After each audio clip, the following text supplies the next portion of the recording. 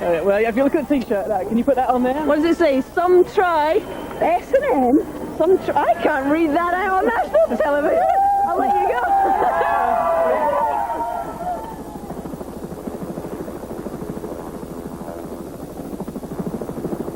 Well, as I said earlier on, if you fancy a bit of this atmosphere, you want to get your shoes on, this one is for the women out there. The Floralite Challenge for women takes place in Hyde Park on Sunday the 2nd of September. If you'd like more information, then call this number 020-7902-0189, or you can go onto the website www.london-marathon.co.uk. 5 kilometres, that one, a real fun run, 20,000 women expected to take part.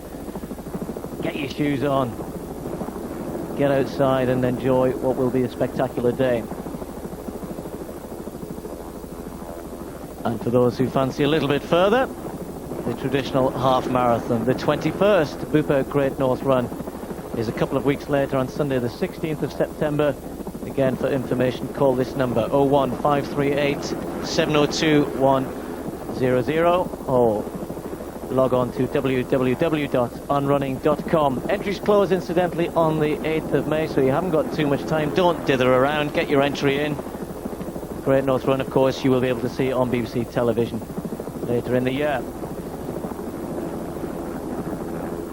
Well, let's have a little bit of technical information here. We've seen what's been going on in the elite race. Now look at this.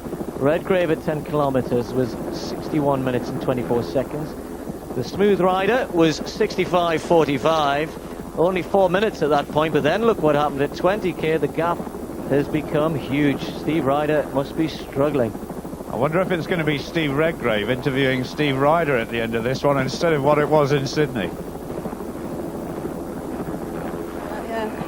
Fluella, how wonderful to see you again, and I always see you in the strangest circumstances on Tower Bridge. How are you feeling?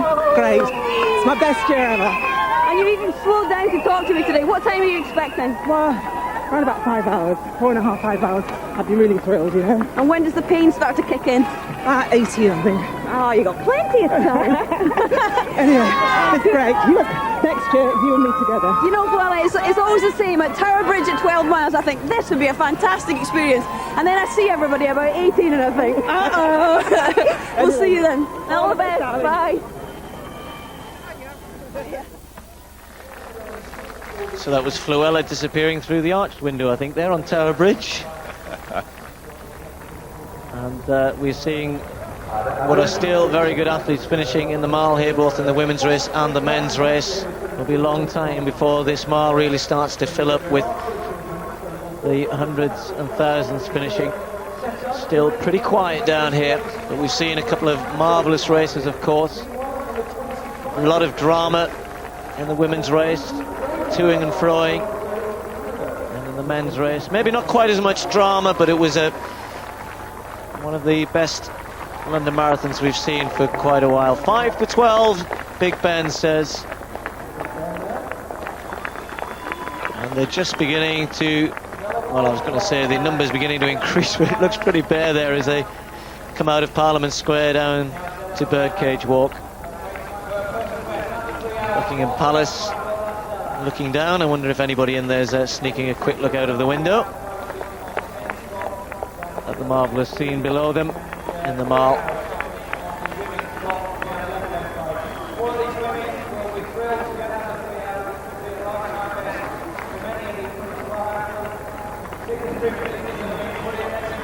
Just for the information for that man who was touring with Hazel, the music that you hear in the London Marathon is called The Trap, and it was invented by Ron Goodman, and it was brought to the London Marathon by John Shrewsbury, our former producer. I know that because I had it with me when I was on Desert Island Discs. You have it on in the car all the time as well, don't you? Anything to inspire you to get out running. We did a walk today, didn't we? 15 minutes. That was about our lot today. Maybe we'll go out later on.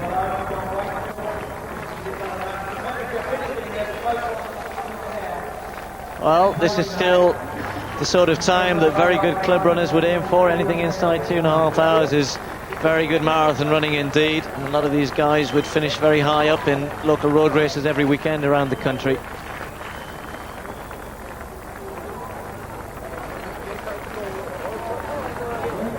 today with the world-class field assembled, and we certainly got them. Of course, the fun runners have still got a long way to go around the streets of London, and we'll continue to follow their progress. But just before we go to the midday news, a check on the results, starting with the men's race. And there we are, Abdelkader El Muaziz, his second victory here in London, won 2 years ago. Paul Turgot, what a marathon debut from him, finishing second, with last year's winner Antonio Pinter in third. And Mark Steinley was the first Briton across the line in sixth place. A tremendous performance, and in that time was inside the qualifying time for the World Championships. And in the women's, Dorata Tulu, the Olympic champion over 10,000 metres, with the winner. Joyce Chepchumba, two-time winner, was in third place. The first Briton across the line was Lynn McDougall. And in the wheelchair race, Tanni Gray-Thompson, her fifth victory in London, and Denis Lemounier of France, a late entry. He won the men's event ahead of Kevin Patworth, last year's winner. So that's it, and Big Ben is telling us it's coming up to midday. It's the time for us to leave. We've got more from the marathon coming up in a few minutes, though. We'll see you then.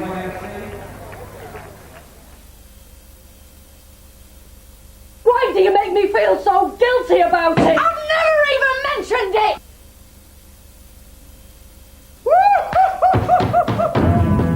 It all happened so quick, didn't it? 1 minute I was driving along, and the next minute, bang! Give it here then. If we're caught, we're dead. We should do this again sometime. I've taken a week! I've done it for 20 years! Unmissable Monday nights. You haven't, Nick. A new story every week. That flight to Rio's all sorted. Sussex Care clocking on. Tomorrow at 9 on BBC One. There's nothing quite like messing about on the river. Hey, your tackle's looking a bit tight. You there, Alan? Ground Force. The new series starts tonight at 8 on BBC One.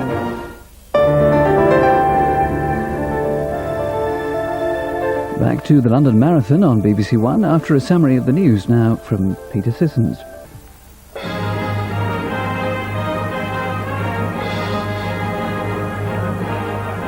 Welcome back, and Big Ben tells us it's just over 2.5 hours have passed since the start of the Flora London Marathon. That's when the elite men and the masses left Blackheath. Well, the elite runners have finished, but there's still plenty of activity around the course. Here's Tower Bridge, and you can see it's very, very busy there. Not quite halfway for those athletes, still a long way to go, looking to finish in a time of 5 hours or more. And at City Pride, the Owl of Dogs, that's further up the course, about the 18-mile point. They say that many will hit the wall here. Well, they look to be moving pretty well at the moment. Still some way to go, though. And moving further up the course onto the embankment, well, we would expect these athletes certainly to be moving well, because they are the good club runners. Just about 1.5 miles to go for these athletes.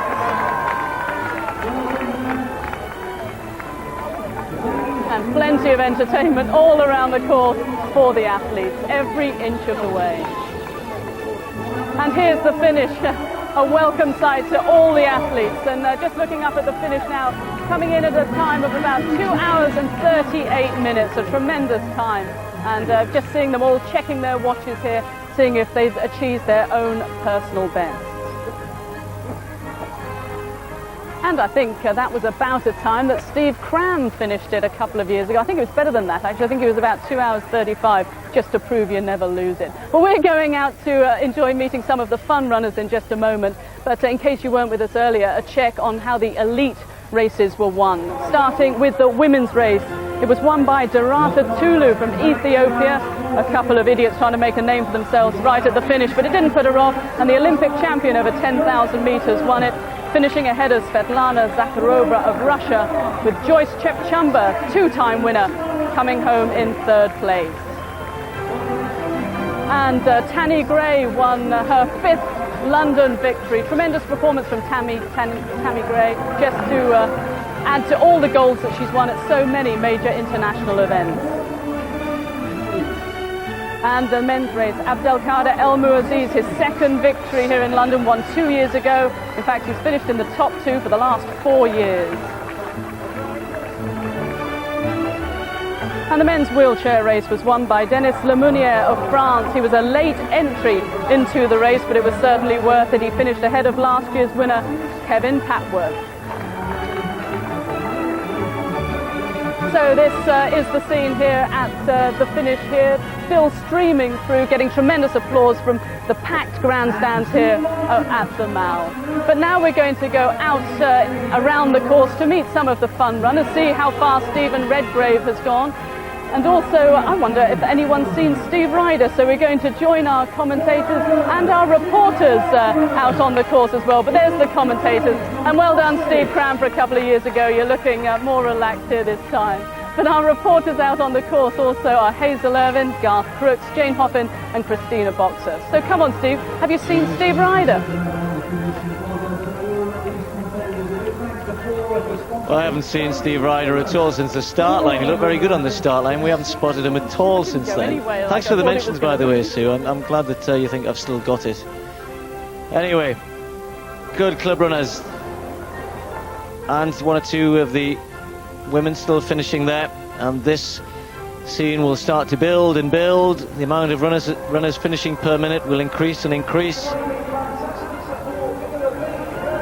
And we will continue to monitor them crossing the line and keeping an eye further down the course for some of the celebrities and some of the stories further back. But the story today is of another successful Flora London Marathon. The conditions have been very, very kind to the runners once more. It really does make a difference for them. And for these, there's one or two still sprinting up there. They're all got their own personal bests, their own targets that they're trying to beat. Let's hope all of them manage it.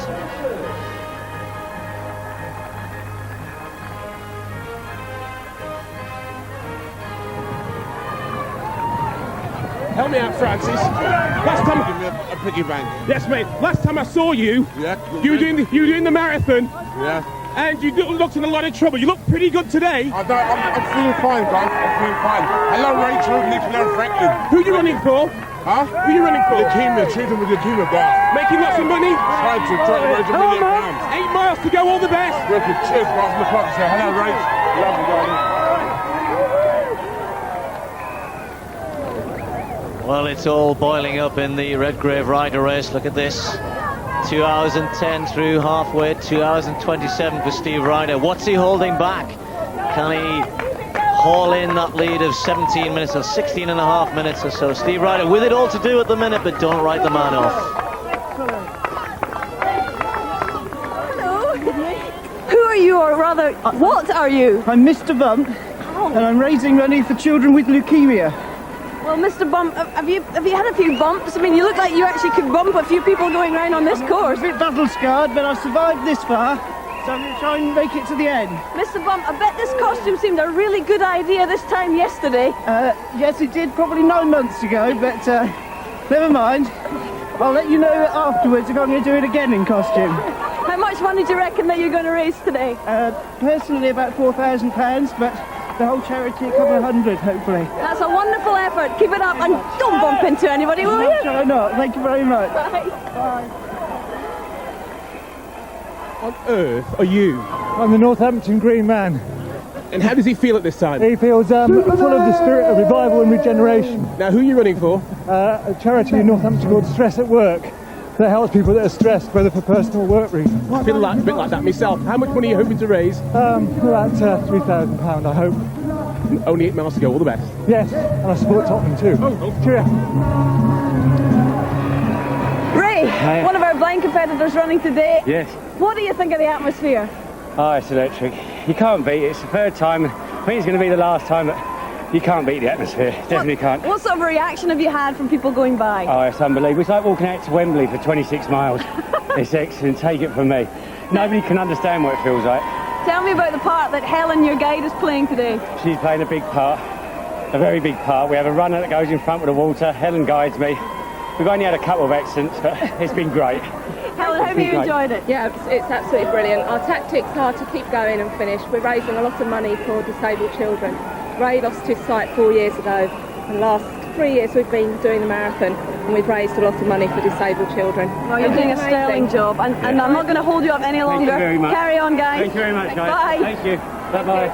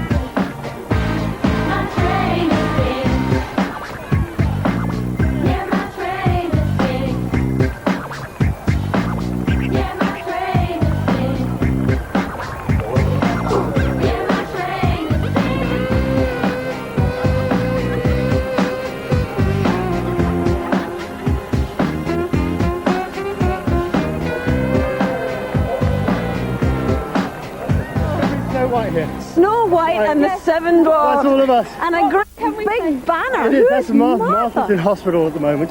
Little girl was... Come on, Sue. It's my little girl with cystic fibrosis who's having intensive treatment in hospital at the moment. So we've all come to run and we're waving frantically to her. Well, I'm sure she will to see because you're going to get noticed today. We're a bit noticeable, aren't we? But we send her our love and get better soon. Now, how did you get the gang together of all your dwarfs? Grumpy's wife said, "Hey, Snow White and the Seven Dwarfs," and all these people said, "I'll do it, I'll do it, I'll do it."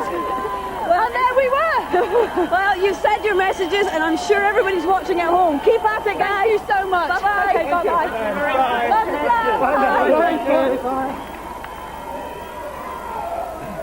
Well, certainly the London Marathon is celebrating its 21st birthday in style here.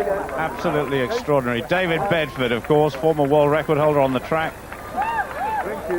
One of the leading lights of this London Marathon, and one of the great bylines of the marathon, I think, is a celebration of the ordinary doing the extraordinary. And that is what we've seen, not just today, but in all the previous London Marathons as well. The elite about to be presented. And look at that figure, 377 people already finished in 2 hours 45 minutes. And Steve, no way that they are fun runners. They're pretty serious athletes, aren't they? Very, very serious athletes. Brendan was saying that man, was it 2 hours 48 he met on the plane? He would consider himself certainly an athlete, a good standard as well.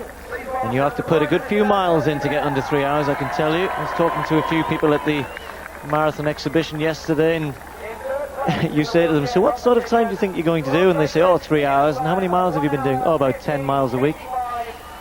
Well, I'm not sure how many miles a week the Prime Minister does, but I'm sure he's been impressed by what he's seen here today. The winner of the wheelchair marathon, Denise Lemonnier of France. Great performance. In the women's competition in a time of 2 hours. And in fact, it's David Weir who picks up the bronze medal, the trophy for third place. Last year's champion, Kevin Papworth. Well, we're actually going third place for the women, and that is Debbie Brennan. So we assume, in actual fact, that Mary Rice may have finished second, although Mary may have dropped out and Debbie may have been confirmed in second place. She's some athlete, though. Great prospect for the future, whether it's on the roads or on the track.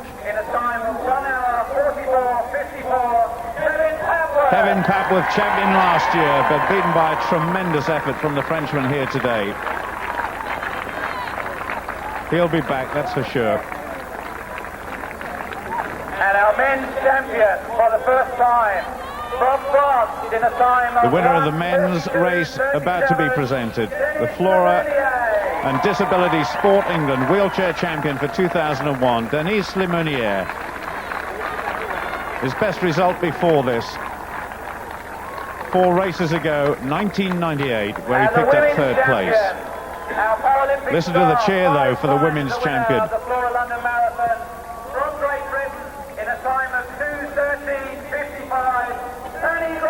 Tanny Gray-Thompson.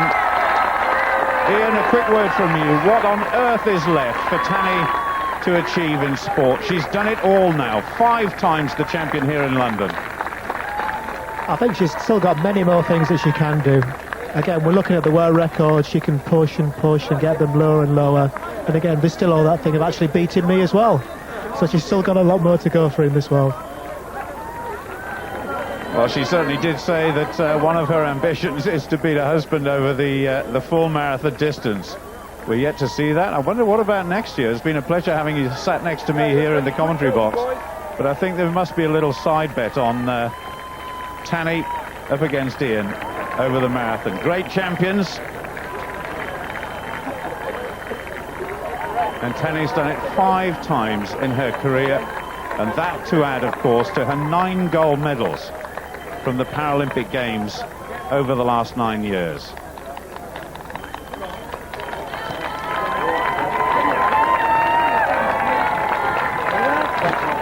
Ladies and gentlemen, we're going to go straight into our main presentation. And really what Tanny did today was made even more remarkable by the addition, Steve, of Tanny Cam for the first time in the London Marathon, and the fact we could actually talk to her as well.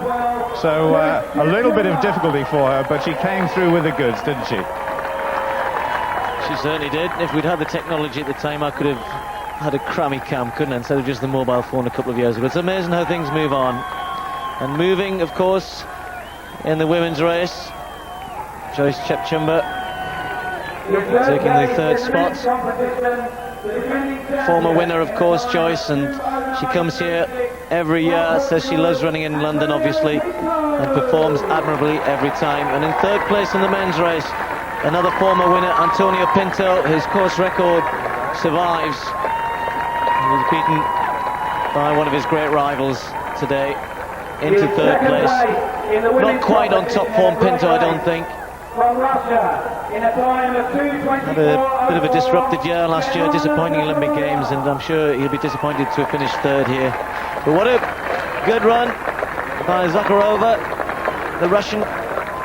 Marvellous performance in second place, was pulled back to the lead group by Tegla Leroux.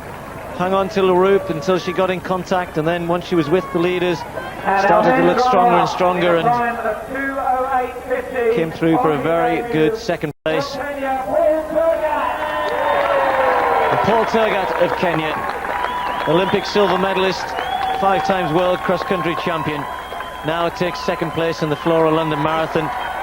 A very good debut. I think you can see a very happy man indeed.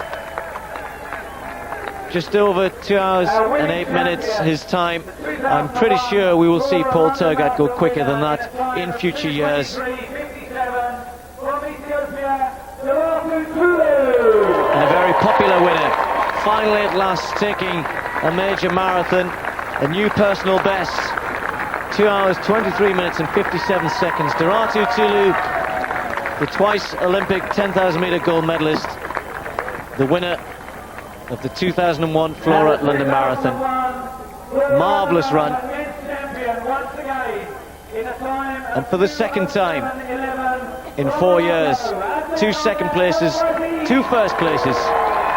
El Mouaziz from Morocco. A performance of immense stature. Was always looking to break away from the pack, and when he really put his foot down, even the great Paul Tergat couldn't live with him. You just look at that lineup on that rostrum, Steve. Just shows you the calibre of this event. An event that started in 1981. We said the first prize was a measly first prize, but now the London Marathon, the world's best marathon, and one of the elements of the best marathon in the world are the elite fields, and that is certainly something they've achieved today. Outstanding athletes on that rostrum, outstanding athletes competed outside the first 3, and the real heroes of the London Marathon are still on the roads.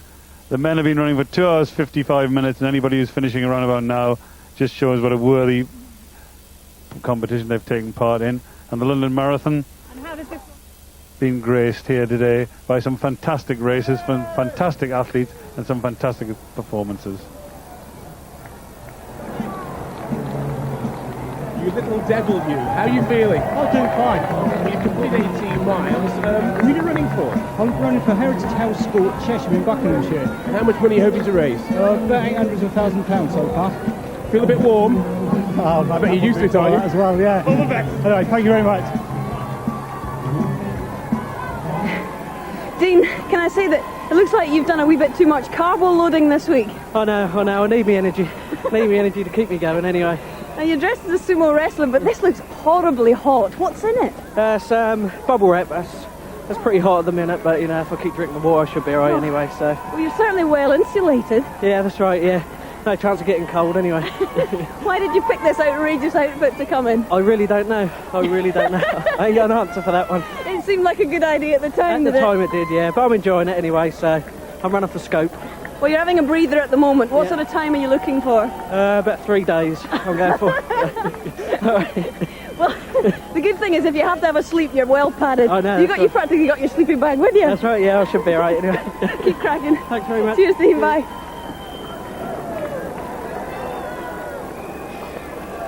Well, that was Dean Locke of Ipswich, and the previous guy, the Red Devil we saw, Anthony Barlow. I've seen him running around the streets in High Wycombe, lives just up the road from me, but I've never seen him looking like that.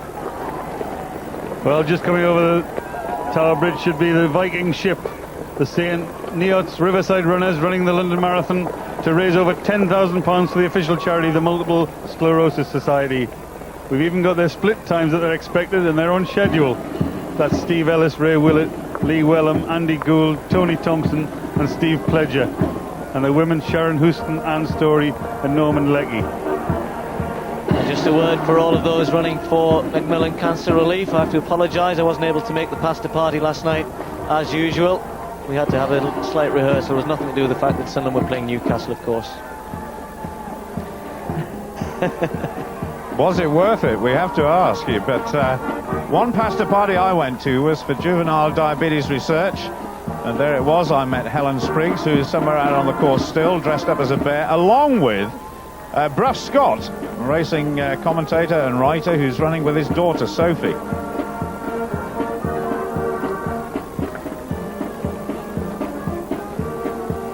Well, we saw the presentations for the first two women in the wheelchair marathon. Mary Rice, we weren't quite sure, but our spotters informed us very, very promptly that Mary was still out on the course and due to finish very shortly as she turns into the mile. The 25-year-old who finished 5th back in 1999. It's been a bit of a struggle for her out there today, Ian. Yeah, again, Mary's another sprinter. She's really out here just to have some fun, if that's what you can do in the London Marathon over this kind of distance. But she's still smiling. She's pushing hard. She's going to be home soon. And again, back in for a nice drink and a stretch. She's a very good race here. She looks to be struggling a little bit. Again, we've had 1 or 2 punches in the race so far. Maybe she's picked up one of those. She's doing very well. It's been a great job out there. Well, she may be a distant third, but third place is still a very fine performance. Really pumping those arms now, driving along that green line which designates the finish for the wheelchair marathon for both men and women. 2 fine champions in Denis Lemonnier from France and of course Tanigray Thompson, who's won here for a 5th time. But Mary Rice absolutely delighted to finish. 3 hours 14, a long way outside of personal best, so presumably some technical problems. Those wheelchairs are high tech, but they can be very fragile, but at least Mary Rice has finished.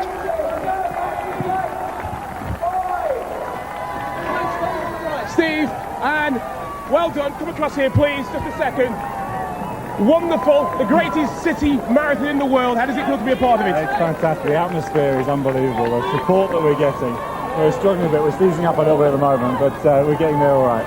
And still together after all this time. Yeah, we hope we'll be together at the end too. 8 miles to go. How does this compare to everything else that you've done? Oh, it's completely different. Completely different. There's sort of you never get this sort of atmosphere at a rowing event anyway, because it's just not the right sort of stage. But this is unbelievable, and the actual, from the fitness side of it, is very different as well. I'm not out of breath at all, but the legs are starting to seize up, the hips are hurting a little bit, but we'll get round. Only 8 miles to go. Enjoy the rest of it. Good luck to both of you. Thank you. Bye.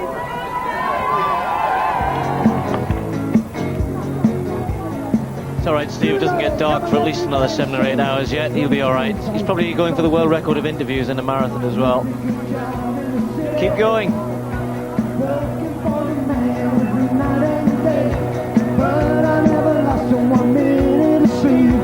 Worried about the way things might have been, or where the big wheels keep on turning, and it's proud when we keep on burning. Everybody rolling, rolling, rolling on a river. Say rolling, rolling, rolling on a river. Give us a white rainbow.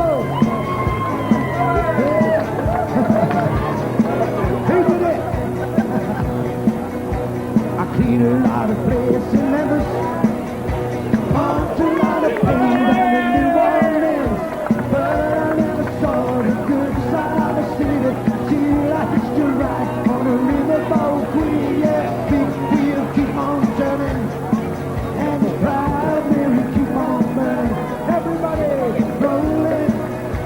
rolling, rolling on the river.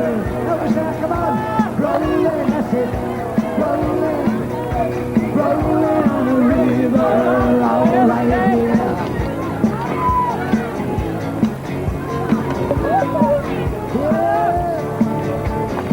Can you show more your hand here, please?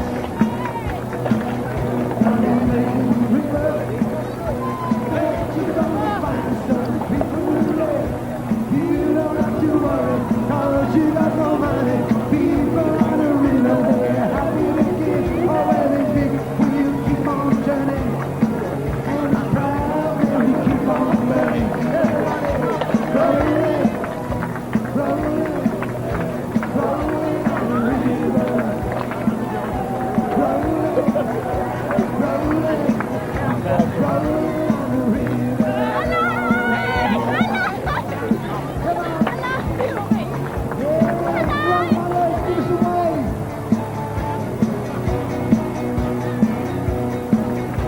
I cleared out a place in Memphis, pumped a lot of pain down to New Orleans, but I never saw the good side of the city till I hitched a ride on a riverboat.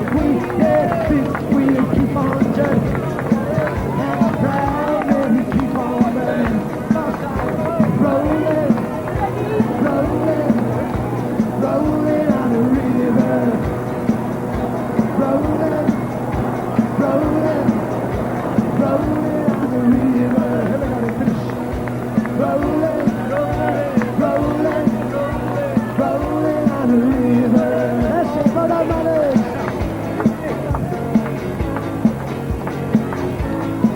All right. Hey! Well done, people. Well done, brothers. He's doing a musical item.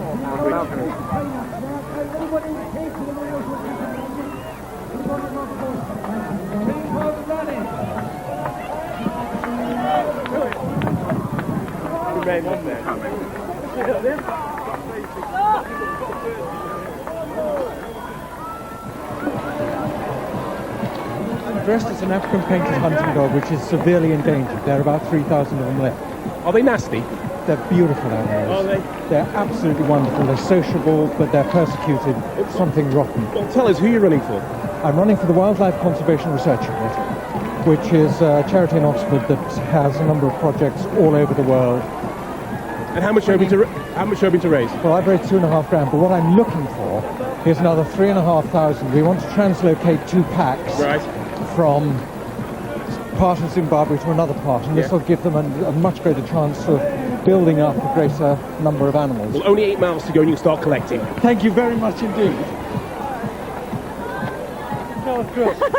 Nick and Nigel, can I ask the weight of your packs, please? 35 pounds. 35 pounds. How many bags of sugar is that approximately? About 17 bags of sugar. That's a lot of sugar. Why are you doing it? For the Army Benevolent Fund. Raising £3,000 hopefully. And is this the first attempt at the distance, guys? That's right, yeah. Well, you must do this kind of every week, every day in training. Day off.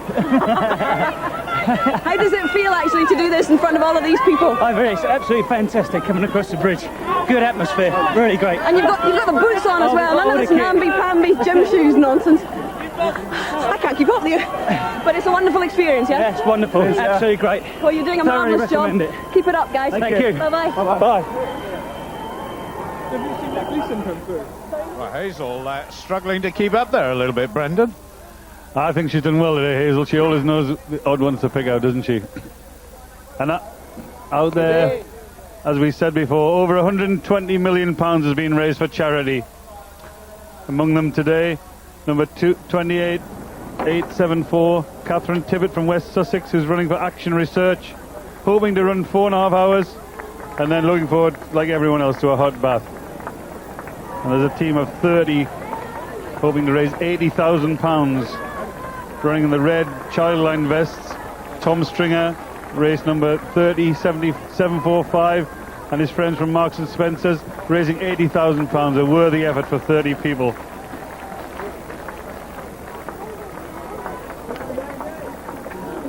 Well, I'm here at the finish line with Dorata Tulu, the winner of the women's race. How was the race for you? It is good for me, the race. It's good. It was good today. And you broke away from the pack with quite some time to go. Sorry? You broke away with a couple of miles to go? Yeah, just only from only for 1-2K go. Yeah. And how does this compare to, say, the 10,000 meters running on the track to come here and run on the roads around London? Yeah, it's difficult with from track just for 2 kilometers. It's not easy, but you must do more training. And what about the cold weather? Was it cold out there? Yeah, today it's a little bit cold, so but it's okay. Okay, thank you very much and well done. Okay. Thank you. And Abdelkader El Muaziz, congratulations. You obviously like it around London here. You enjoy the marathon course. Thank you. Il a dit que si tu as aimé beaucoup les crosses, c'était très heureux à la fin. Oui, premièrement, cette victoire, c'est pour le premier sportif du Maroc, c'est le roi Mohamed VI. Puis la course, j'ai fait comment vous avez vu sur la télévision, j'ai fait beaucoup de secousses pour qu'on fait un bon marathon, on fait un bon chrono. Mais aucune personne ne veut travailler avec moi. Mais quand même, j'ai sauvé seul et j'ai fait un bon chrono qui est 2h07:11. He said, first of all, it's very like to be London. First of all, this video is dedicated to the first postman in Morocco, the King Mohammed VI, and this video is dedicated to him. Number two, he wanted to run a very fast time. He worked a lot, but nobody was helping him. That's why he went and he waited, and then finally decided to go because he wanted to win. But nobody helped him, he could have run better time too. Well, anyway, congratulations. Well done. Thank you. Two great performances from two outstanding distance runners, and the arrival of Dorata Tulu as a successful marathon runner. Who knows where her path will lead? Will it be to the next Olympic Games, or will she stay at the 10,000 meters, or will she run the marathons? Number 61 just coming in there.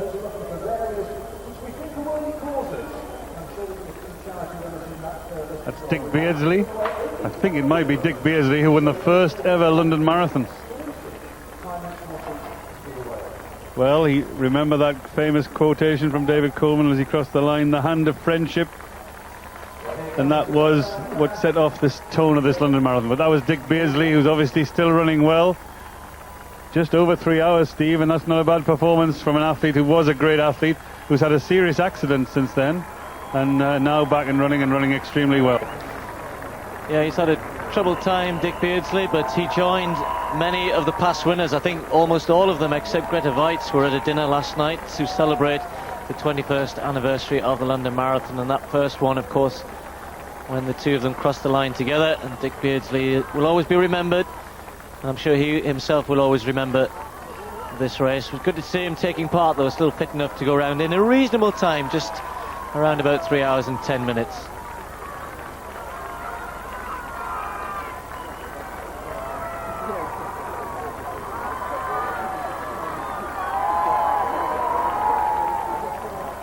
Well, joining me now is Tanny Gray-Thompson. Congratulations. You've made a collection of these now, 5. I'm doing pretty well. I mean, I was really pleased with the day. We didn't have sort of such a strong women's field, so the idea was I was going to try and go off fast and stay with the men's pack. And it worked pretty well. You know, we picked up a nice group of people, and until about 18 miles worked really well together. And we had a camera on you, and also you were talking throughout the race. How distracting was that? It was actually okay because we're not sort of moving around too much. It was quite useful, and I think it's nice for people to actually, you know, get a chance to see what it's really like pressing the chairs. Your husband Ian, who's in the commentary box, said it was actually glad you lost the earpiece going over the cobbles because he wasn't sure about your language. I don't think it would have been very good going over there. You never actually remember how bad it is until you start going over them, and there's sort of a stretch beforehand which is really bad, and that's very tough. But it's always nice once you're over the cobbles and you hit the downhill again. Well, I teased Ian at the top because I said you've won you've got goals galore from every major international event. You've now won 5 of these. Do you not ever think of retirement? Well, not yet. For me, it was really nice winning this year because normally every year after Paralympics I've had a complete nightmare. So it's nice to put that goes to rest a little bit. A bit disappointed with the time because the times were a bit slower than we expected. But it's usually, the Isle of Dogs is always sort of tough to get through. But you still enjoy it just as much now as you ever have? I do. I mean, the training sort of changes, but my ambition is still to beat Ian, so that'll keep me going for a few more years. Well, guess what, Tanny? He can hear you and he can now talk to you. So come on, Ian, answer that. When are you going to take Tanny on here? Anytime she names the place and I will be there. That's the trouble, you see. I haven't even come close to beating him yet, so I have to actually pick my course, pick the pack and try and block him in, and then I have a chance. So Ian, is there any chance next year then? I've got a bit of an injury at the moment, but I'm hoping to come back, so maybe if I injure my other shoulder, maybe that will give her more of a chance. Oh, you see, he bottled out today, didn't he? He took the nice soft option of sitting in the studio. I was the same, he's given me advice when I'm going around at about 13-mile mark, and he said, oh, that's it, staying with the pack. I was like, oh, right, thanks. No, it would have been nice to have him actually out on the course giving me that advice in a chair rather than sitting having a nice cup of tea at the time, no doubt. So what now for you? Is it back still in training, or are you going to have a bit of a break? No, back in training. I've got a sort of few easy days, which is nice, but by next week, we're back in full training. We've got Worlds and Europeans at the end of the year, so it's quite a big year again. Yeah, it certainly is, and of course next year this big match against Ian, we'll look forward to that. The gauntlet's been thrown down and you've done it, Tanny. Thanks very much and congratulations. Thank you.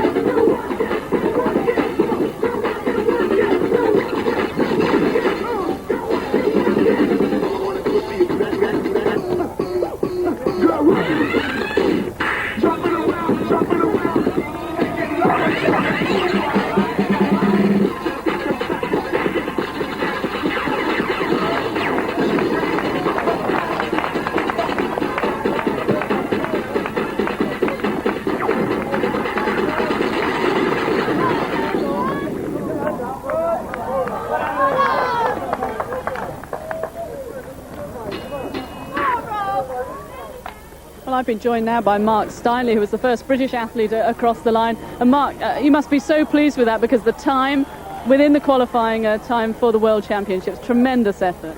Yeah, I'm just totally over the moon again. To come here and be first Briton again is absolutely tremendous.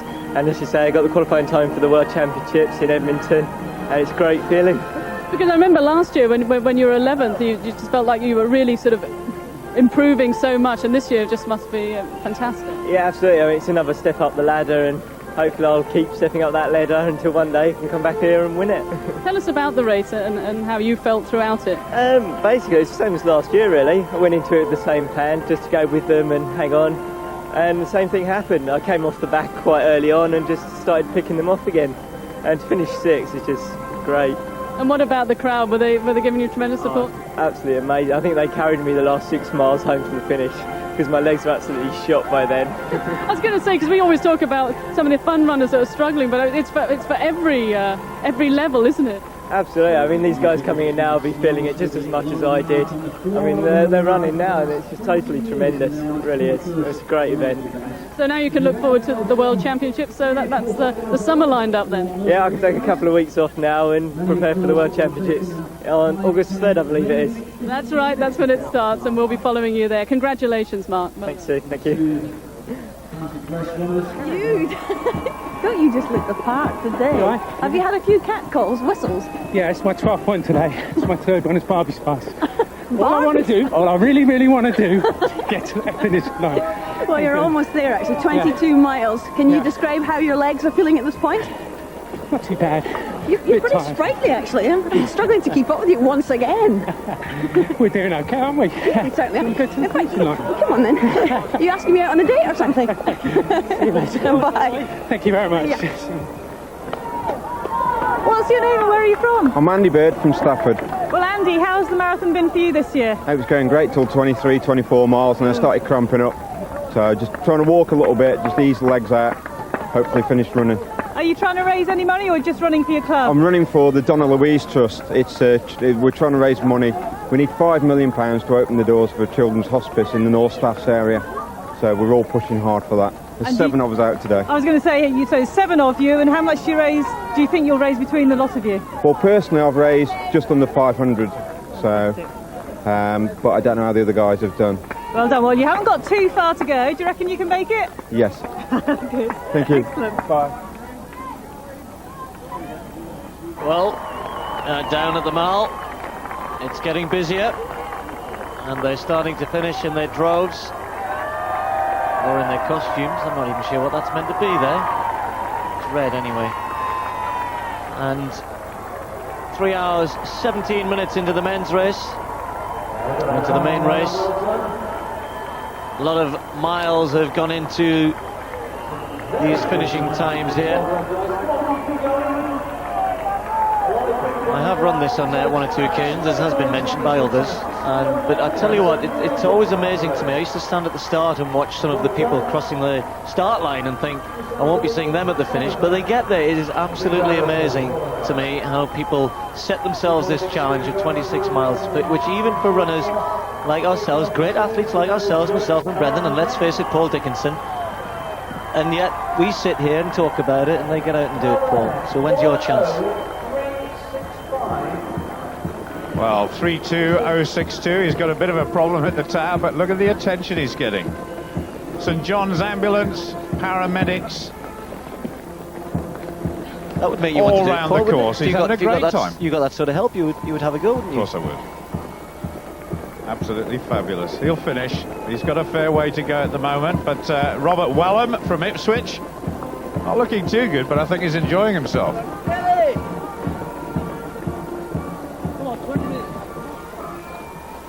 Well, the official charity of the London Marathon this year is the Multiple Sclerosis Society, and I've been joined by the captain of a number of runners out here. The non-running captain, Alistair Hicknell, former rugby international. And you've got so many running out here and raising a tremendous amount of money. We've got 750 runners, and we're hoping to raise to bust the £1 million mark. It's just a fantastic effort from all involved. It's really good. You've been giving them a pep talk, have you, Alistair? Over the airwaves and email and things like that, no. I haven't been able to get to see them at the start of the thing, but I'm hoping to welcome a few of them home and say well done. And of course it is an important time because it is National MS Awareness Week as well, isn't it? It is. I mean, MS has been called the polio of the 90s. It affects so many people in this country. 85,000 people have got it, including me. No known cause, no known cure, and that's about time we ought to do something about that. You mentioned that. I mean, I know you were diagnosed with it a couple of years ago, and it doesn't seem to ages or fitness, it just can strike anybody. It generally whacks people between 20 and 40, so it takes people out in the prime of their life. It's not really a life-threatening disease, but it is a life-ruining because some stages of the disease can go into all sorts of decline, wheelchair, mobility problems, all sorts of things. So it's quite frightening for those of us who've got it. But there's so many different variations of it that you can't be sure. And what we really want to do is to find out how to cure it, how to deal with it, because that's what we're all about. And in your team, you do have some amazing people out there. I was reading that there is someone who is actually in remission from MS. Yes, I just can't believe that anybody who would feel some of the symptoms that I felt, the extreme fatigue, would even contemplate running 386 yards, never mind the 26 miles as well. A fantastic effort from Carmel Potts. If you look at it, you see all the people in their orange T-shirts, and there's an orange fright wig that we sent out to some of the runners, and some of them even dared to wear it. And there's a Viking longship that you've got to look out for as well. That's an MS Society thing. Oh, it is, because they were the Love Bus or something last year or something, were they? I think so. This is the Riverside Runners, and they're back in the MS Society this time, but a Viking warship to watch out for later. I'm sure Hazel will catch that on Tower Bridge. Alistair, thank you very much. Thank you, pleasure. Well, that's a good view, isn't it? It takes about 45 minutes, I'm told, for the London Eye to complete one revolution. And in that time, you'd see a few thousand people pass before you down on the embankment. Great place to get the best view of this London Marathon. And now, as we approach the mass finishing time, around about 3.5 hours, the organisation gets into full swing. The volunteers, the 6,000 volunteers who are manning the feed stations, manning the water stations, organising the medals, and the timing system at the finish. The foil blankets that all these runners get, and this organisation, including the physios who are on call there, the St John's ambulance, all of them now making this the essential part of the London Marathon, which is to give, and which is one of the aims of the organisers, is to give every runner a fair time, give them a good experience. So keep them happy, keep them well organised, and that's what it's all about. And this is one of the main aims of the London Marathon, is to make it the biggest fun marathon in the world. Well, 26.2 miles, almost all the way now, littered with people in various states of costume and in various states of tiredness, all pursuing the same dream, crossing that line, getting the medal, raising money for charity, and hopefully enjoying the overall day.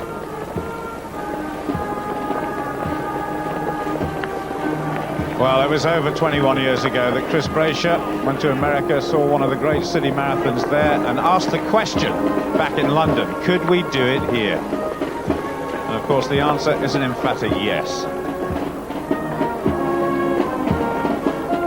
Actually, Paul, he said he wondered whether London could stage such a festival, and his quote was, we have a course which is a magnificent course, which we're seeing now, which is absolutely magnificent.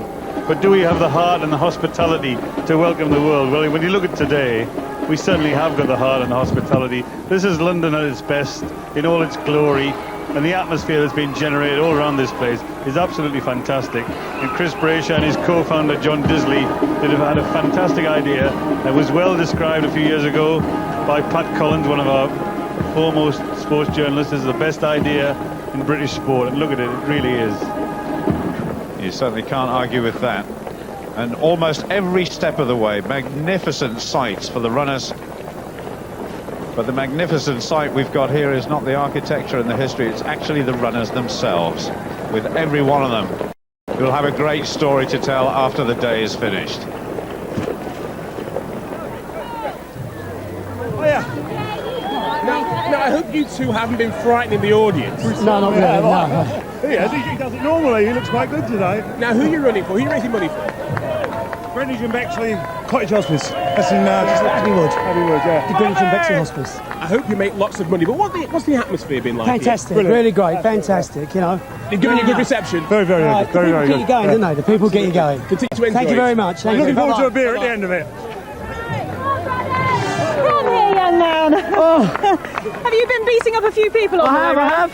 There's 1 mile to go. Can I make it? I don't know. You haven't seen Frank Bruno on the way He's around? behind me, but he's keeping away because he's scared. What's your name? My name's Ben Hudson. And are you raising some money then? I'm running for the Arthur Rank Hospice charity in Cambridge, raising money for the local hospice there, cancer care. Hello to everybody in Cambridge, all my sponsors.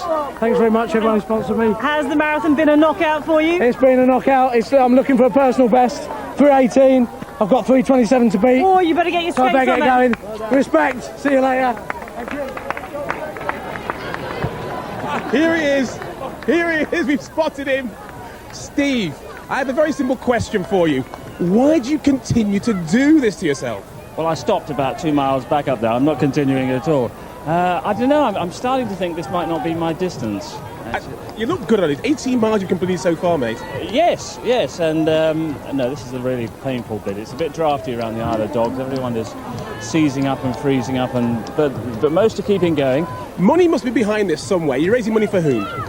For Sergeant Cancer Care for Children. We're doing it for the third year. We've got a squad of about 150 out there, and it's my job to keep up the rear and make sure that they all get in and there are no stragglers at the back. Well, listen, you have my permission to have the day off tomorrow. Thank you very much indeed, and Tuesday as well. Thank you very much indeed. Take care, mate. Cheers.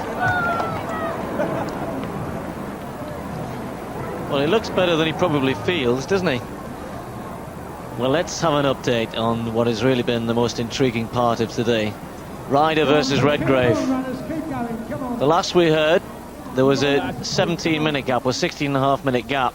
Now that's worrying, isn't it? What happened to Steve Ryder before the 30-kilometre mark? Maybe he's not quite there yet. But he's still winding his way through the Isle of Dogs. And he's still obviously a fair distance behind the Redgraves, both Steve and Anne. The last time we saw them were still together. It'll be interesting to see whether they stick together all the way to the line. But at the minute, Steve Ryder with some work to do. Have a chat. Oh. Now, Now, do I call you Tony or Daisy the cow? Daisy the cow. Where are you from, Tony? From Brentwood in Essex, but Bangor, North Wales originally. Right, and are you raising money today? Yeah, for St Francis Hospice in memory of a friend of mine who died 3 years ago, Jeff Nobes. And how much are you hoping to raise? I'm hoping to raise about £500, but there's 8 of us hoping to raise about £3,500 between us. Fantastic. And what sort of time are you aiming Well, I for? was going for 3:16, but I got cramp at 23 miles. I've been walking and jogging since 23, so I hope about 3:29. Well, we wish you all the best. You better get running. Okay, Danny Timbrell said he'll only sponsor me if I beat 3:25, so shame him on television, make him pay me £10. Will do. Thank you. No, you are, sir. You are Chris Tyler. And I see you're in a very, very interesting shirt. Yes, God.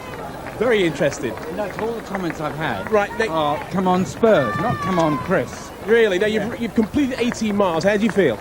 I'm beginning to feel a little tired. You're getting a lot of encouragement from these people over here. Who are they? This, my wife, and the rest. All your family. An appropriate place to stop, sir. Thanks a lot. Only 8 miles to go. Good man. Off you go. Here or then? No. Oh. You can keep it. Okay. All the very best to you.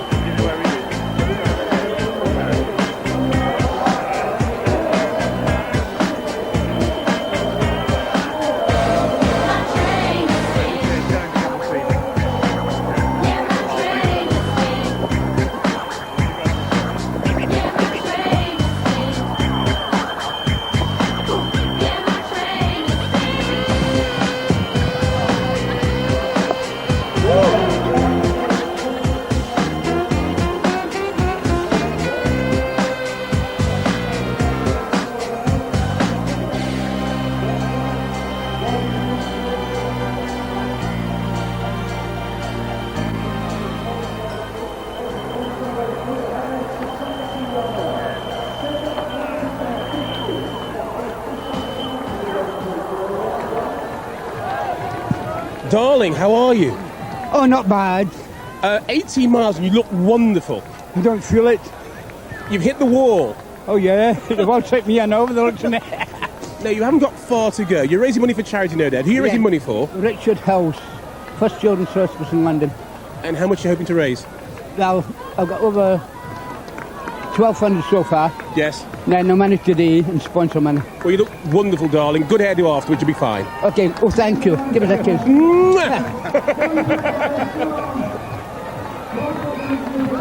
Now you're wearing the kilt and you're proudly wearing it Sit on my today. arm, yeah. Where are you from? For Dundee in Scotland. It was in the Black Watch running for the Army Benevolent Fund. That's my favourite tartan, the Black The Watch. Black Watch starting, I'm 21 and a half years in it, so the last 6 months I thought I'd do something for it. Well, what is hurting most at present? The legs. Yeah, the knees. The legs. The breathing, that's okay. I feel great apart from the legs. But I don't know how long this to go. It's about Well, it's only 4 miles to go. You're nearly there. I'll do it. You will do it. I've got a goal to go for and I will do it. And how much money do you think you'll raise for this? Between £1,200 and £1,500. Well, that's a wonderful effort, I must say. Now, right, steel yourself. You ready? Yeah. Final effort. I'm going to leave you now. Thanks very much for Okay, that. take Cheers. care. Bye. Well, he's got a few miles to go before he hits the mile, but about 3 hours ago, we had our first winners of the day. It came in the Adidas Mini Marathon for London 2001. Our first winner was Mark Rostron, who won the wheelchair race, and surely destined to take part in the full 26-mile race in a few years' time.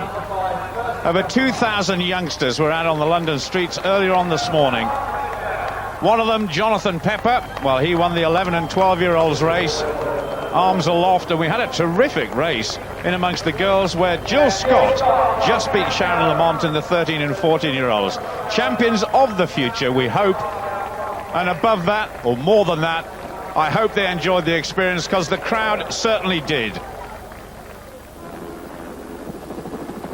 There are the results of those age groups, boys and girls from all over the United Kingdom. There were county teams represented here today, so great news there for Jonathan Pepper and Hannah Jones. In the youngest age group, Oliver Holden and Jill Scott. And then Mark Draper and Say Fullerton from Havering. As far as the wheelchairs were concerned, well, Mark Rostron, he really is a star for the future. So says Ian Thompson, and he should know. And Sarah Loughran from Middlesbrough. 2 athletes there from the north of England, and the trip was really worthwhile. Well, some of the winners and some of the runners who really did experience a great deal today in terms of atmosphere were at the finish with Sue. Yes, and here are the winners. They've just received their trophies. They're standing proudly here at the finish line. A little cold, I've got to say. It's still very chilly here, as are their supporters who have been watching them all day. And Simon Thomas from Blue Peter, why aren't you out there? Because you did a very good time last year. Yeah, I was quite pleased last year. I just thought it was too cold. So I put my tracksuit on and came down and started the mini marathon. But it's great to come out and support these youngsters. I'll be back next year, hopefully. Because it is good to get involved early on, isn't it, at an early age? It's a great age to start running. I remember being that age. It never used to hurt quite as much as when you get to sort of your mid-20s. But the speed they go off at, it's frightening. It's fantastic. Not to mention your mid-40s. I'll move on. Anyway, Daniel, Britain's top 400-metre runner. You've been impressed with the standard this morning? Very impressed, very impressed. I think we've got a wealth of talent in Britain, and these youngsters are just proving that. It's excellent to see. Excellent. You've had a fantastic season, obviously looking forward to the World Championships and obviously qualifying and all that for the World Championships. But did you start at an early age? I started at age 9, but I don't think I was anywhere near as good as these guys here. I think, like I said, you have a wealth of talent to come in the future, so it looks good for the future for Great Britain. Yeah, and I'm sure they appreciated seeing you down here as well. And Ashley Cole from Arsenal in England. Now, I know you've got a bit of a sore throat and a cold, so you can't say very much, but it's great to encourage the kids here. Yeah, obviously it's good to see them obviously win trophies and that and have a smile on their face. Have you enjoyed the London Marathon experience here? Yeah, it's good. I wouldn't run it. I don't feel fit enough, but it's good to see these others enjoy themselves. Okay, well, let's talk to some of the winners. First of all, it's Megan here, isn't it? What age group are you in, Megan? 13 and 14. And how did you enjoy it out there? I really enjoyed it. It's a great crowd, and they could get so much support from everybody, even who don't know them. And did you want to be an athlete when you grow up? Very much so. Oh, well, we'll look forward to seeing your name. And Faye behind us, what age group were you running in, Faye? 15, 16, 17. Girl. And you've got your trophy there, so well done. Was it a good experience? Yeah, wonderful. It was really good, just everyone cheering me on basically. So I really enjoyed it. Great experience. I know all the youngsters are from all over the country, so where are you from, or where do you train? Havering Maysbrook. I train at Hornchurch Athletic Stadium. Yeah. And you're looking forward to a career in athletics, are you? Yeah, definitely. Yeah, 8 and 1500 on the track, so. We'll look out for you. Okay, down here, Mark. Congratulations, another winner. Have you got family and friends supporting you today here? Yeah, I've got my dad's supporting me here, but it's not just the support here, it's the friends and family at home and the general crowd. And how's the training been going? Well, it's hard to juggle training with school, but I've managed, so that's okay. Well done to you. And just to speak to one more, to Chris over here. What age group were you in, Chris? 11 and 12. Okay, and did you enjoy it out there? It was really good. What was the best bit? The crowd keeping me going when I had so much pain. And what about the finish? Was it a close one for you? Well, it was quite tight, but I managed to get in front and I knew I had him on the last turn. Okay, seeing someone like Daniel Keynes over there, is that something what you want to be doing, be an athlete? Well, yes, of course. My mum does a lot of running, so I want to be like her. So it's the family that's encouraging you then, eh? Yeah, definitely. Anyway, well done, and congratulations to all of you. I'd love to speak to all of you, but well done and enjoy the success. Well done to the youngsters, a great day out for them, and another great day for London. If you're just coming in and you're not quite sure exactly what happened in the elite race, I can tell you El Mouaziz won for the second time from Morocco, 2 hours 7 minutes and 11 seconds. Paul Tergat in his first marathon in second place, and Antonio Pinto was third. And Duratu Tulu won a very exciting women's race. The first British man home was Mark Steinley in sixth place, and the men's race, good run from him. But they're all still down there, thousands coming through towards the finish now. 3 hours and 38 minutes into the race. Well, looking at the calculations, there's about 4,500 runners finished now, which means there's about 25,000 still to finish. You look at the time there, 3 hours 38 minutes, and this is still good running. You know, you've got to run, you've got to train for this.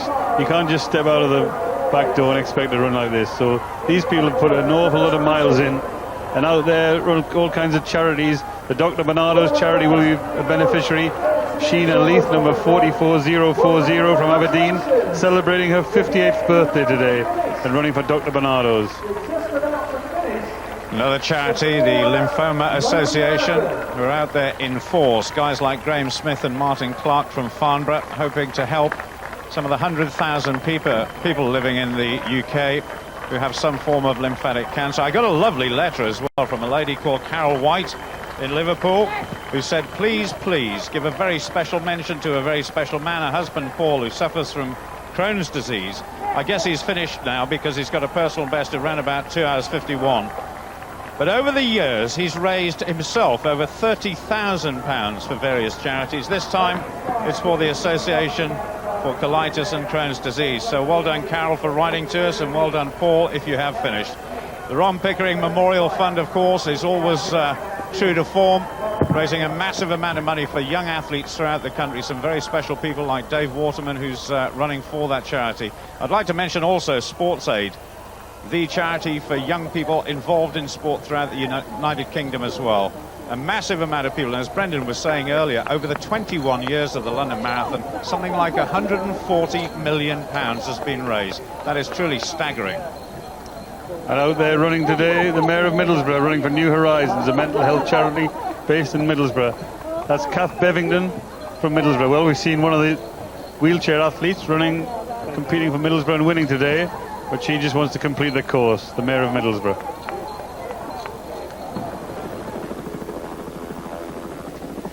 Well, we've said it's the marathon's 21st birthday. There are one or two others out there. In fact, there are two runners celebrating their 21st today.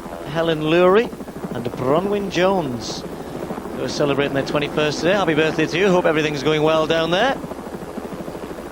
There's a very special present waiting at the finish as well for Lisa Fuweather of Walton-on-Thames, 29 years old. She reckons she's going to finish in 4 1/4 hours, which is just about coming up in what? Just over half an hour or so. If she can do that, well, Rob says you're getting a special present at the finish, or if you're outside of that time, you're going to have to wait until tomorrow. I think that was the threat. But she's running for leukemia and breast cancer.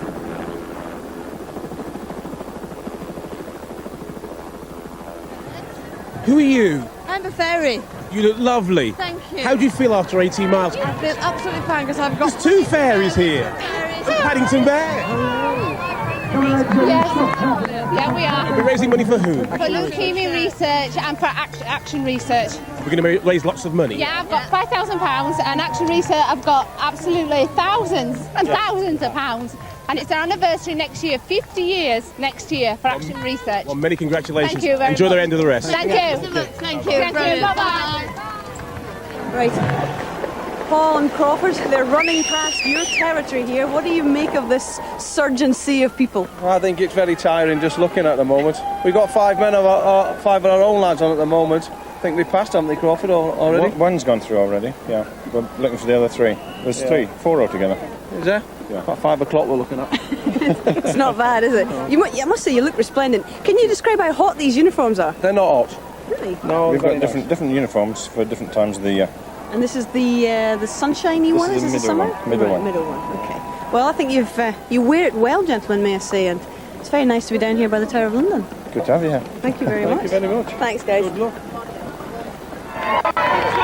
You haven't arrested anybody on the way around then? No, but there's been lots of booze and cheer. It's got me round wonderful. All these people are magnificent. Are you a real policeman? I am a police inspector and it's my birthday today. Oh, well, many happy returns. Can I ask you how old? 48.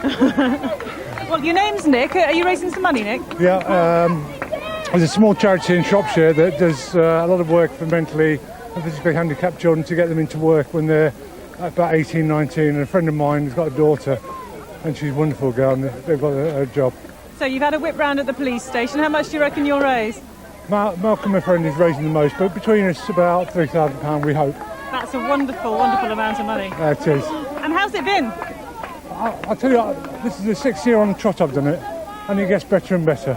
And all the people I mean, it's been a cold morning, and you can see all the people around us, and it's wonderful. Well, you haven't got too far to go, so you better get on. Thank you very much. Thank you, Nick. Bye. Hey. Tottenham supporter. Oh, you're wonderful. When you were the FA Cup final. I wasn't there a long time ago. Now then, lads. 18 miles completed. You've only got a few more to go. How are you feeling? We're all right, guys. Yeah, we're going to get round. We've worked very hard for this, all the lads. Work as a team, we're going to get there. Now, who are you raising money for? The Fire Service National Benevolent Fund, cardiac patients, blind children. Who else, lads? Come on. Leukemia research, very big thing with us. My Memorial Fund. It's a great team effort. Just tell us a little bit about the atmosphere. Has it been great? Unbelievable. Unbelievable. These people will carry us round all the way, no worries. Well, only 8 more miles to go. That's the good news. Cheers, Scott. Bye, mate. All the best. Cheers. Hold on.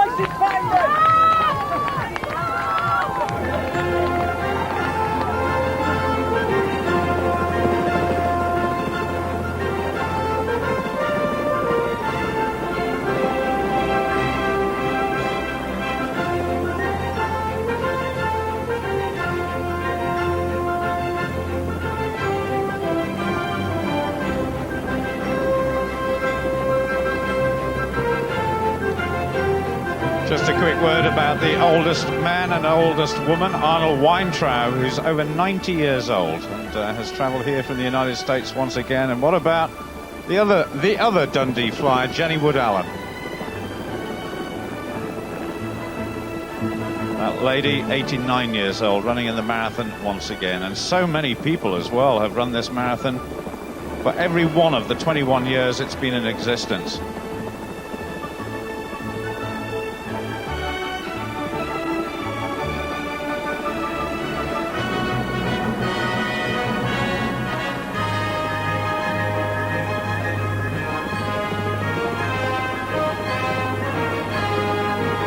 Of course, athletes, Steve, from all over the world, not just all over the United Kingdom. And amongst those from the United Kingdom, well, nice to see so many students up amongst the entrance. And there we have a massive number from France, a huge number when you consider the distance involved coming from the United States. And you're off to South Africa, of course, soon, aren't you yourself, to run in one of the ultra marathon races, one of the best in the world, the Comrades. I am. A mere matter of 55 miles. Turn around and start again, wouldn't it? And Dave Pendle, one of the runners out there today, running for Centre Point Buffy House Hostel, and also for the Impersonal Enlightenment Fellowship.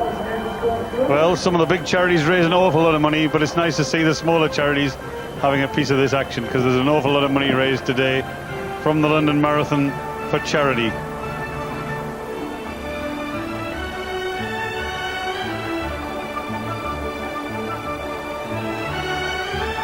Well, certainly thousands of charities will benefit from the efforts of everybody out there today. The London Marathon Charitable Trust itself, which has given over £9 million in 21 years to recreational sports projects throughout the City of London, throughout the capital, they will benefit too. And as a result, so will so many other people who live in the city.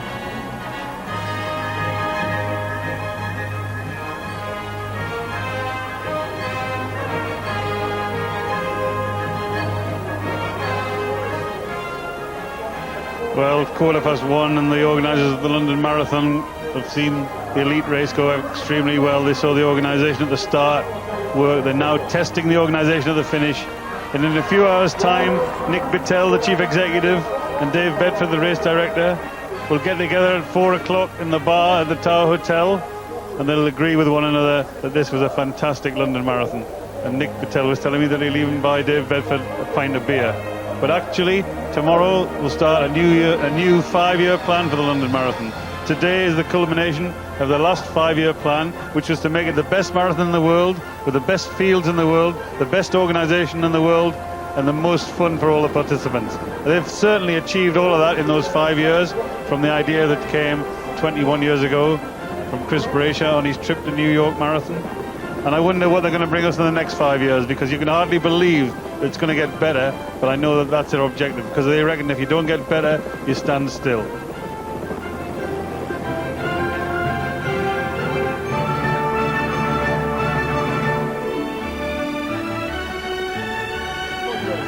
What a beautiful sight. And certainly Brendan's absolutely right. Fun for the runners, but an immense amount of fun for the spectators as well, especially as we've got over 70 pubs on the course, and many of them providing superb entertainment for today. Karen, how are you faring at 22 miles? I felt better. Is this your first attempt at the marathon? Yeah. And will it be your last? The way I feel at the moment, yes, but I always vowed I'd never do one, so I have to say it was my aim to get interviewed by the BBC, so hi everybody, I did it. You certainly did, and we're hoping that you'll maybe get another one when you get to the end, yeah? Oh, all right, that'd be great. Thank you very much. Keep it up, Karen, well done. Bye-bye.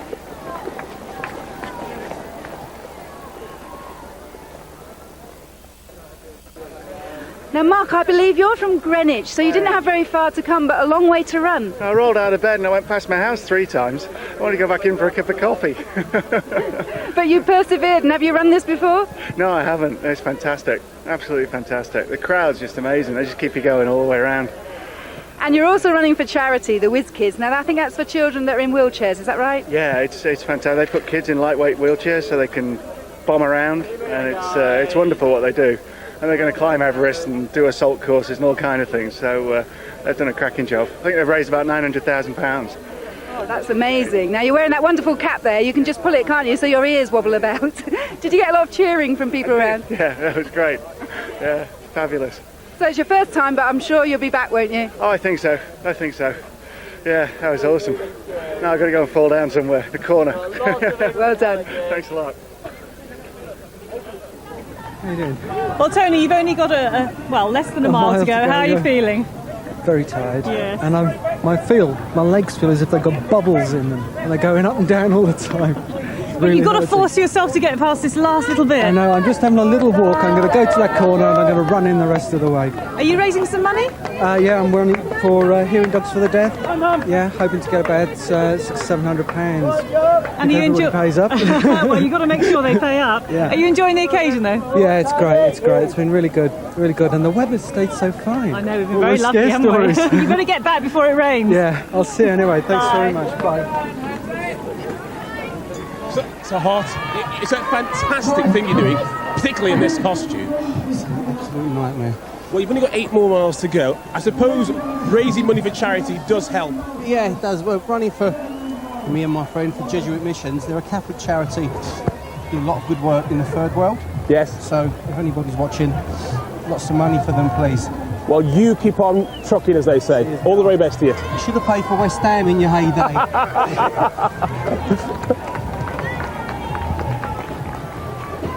Well, I'm not sure whether this is a perk of the marathon or not, frankly, but... Definitely.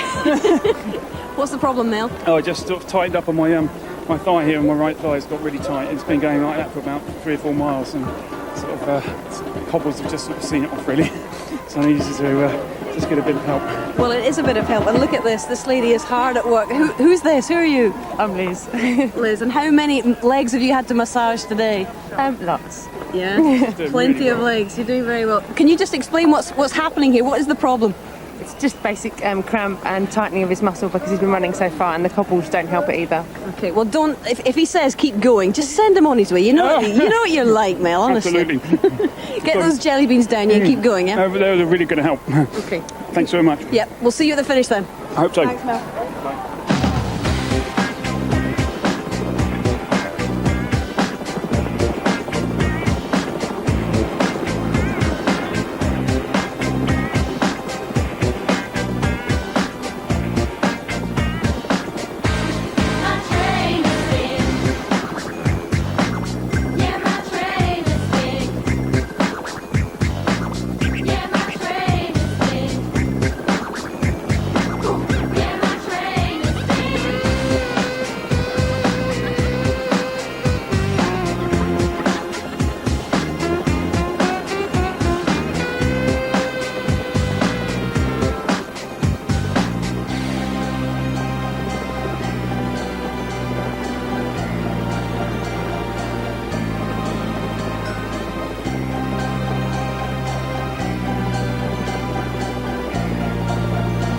Well, that's amazing. 178 countries are seeing the coverage of this London Marathon. What a great boost for London tourism, which was one of the objectives when the marathon embarked on this winding way 21 years ago. And at this particular time, a boost for tourism in Great Britain is much needed, and I'm sure it's well received here.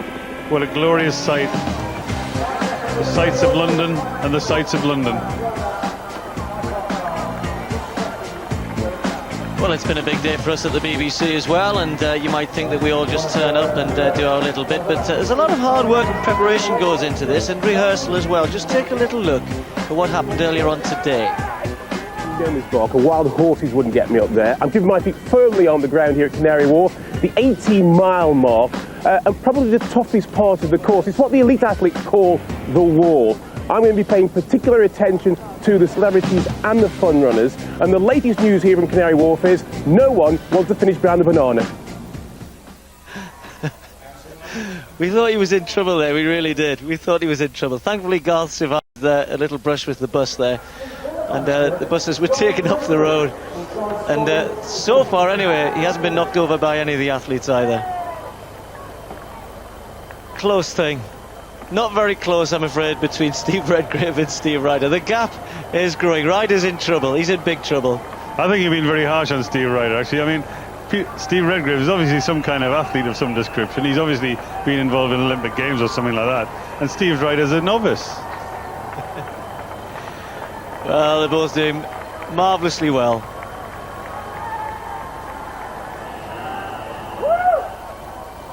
Well, a very famous face there with the Minister of Sport, Matthew Pinsent, himself a magnificent Olympic champion. I'll tell you where the big argument will be settled between Steve Ryder and Steve Redgrave. It won't be on the streets of London. It's definitely going to be on the golf course.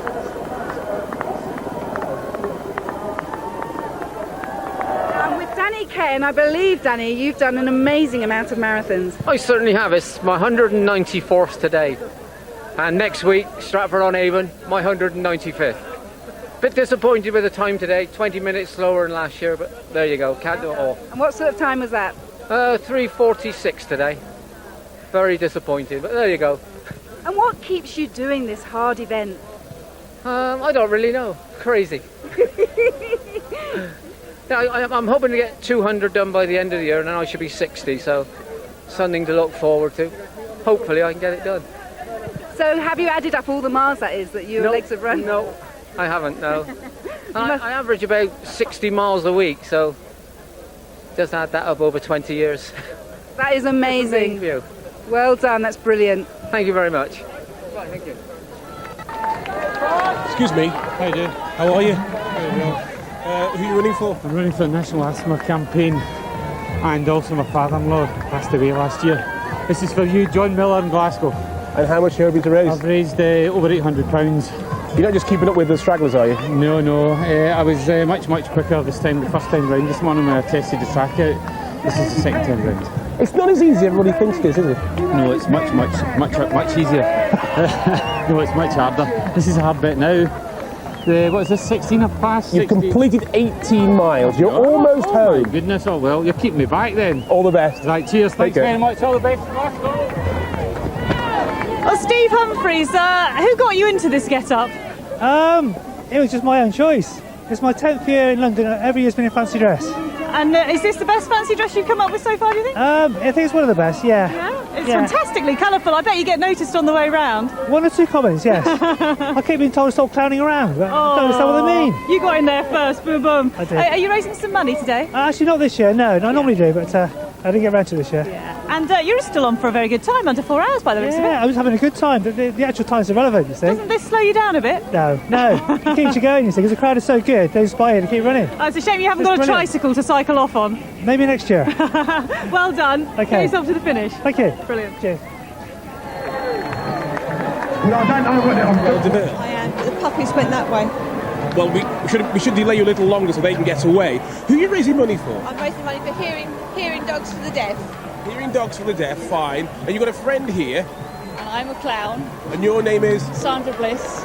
And are you raising money for the same charity? No, I'm raising for Demelda House, which is a children's hospice. Well, can I say you both look remarkably good for someone who's just done 18 miles. Thank you, Garth. We appreciate that. Thank you very much. All the very best for the rest of the event. Thank you. Cheers, Garth. Bye. Well, we think that was Sandra Bliss and Sally Jennings there. I'm not sure if it's Bliss at the minute for those two, but they haven't got too far to go.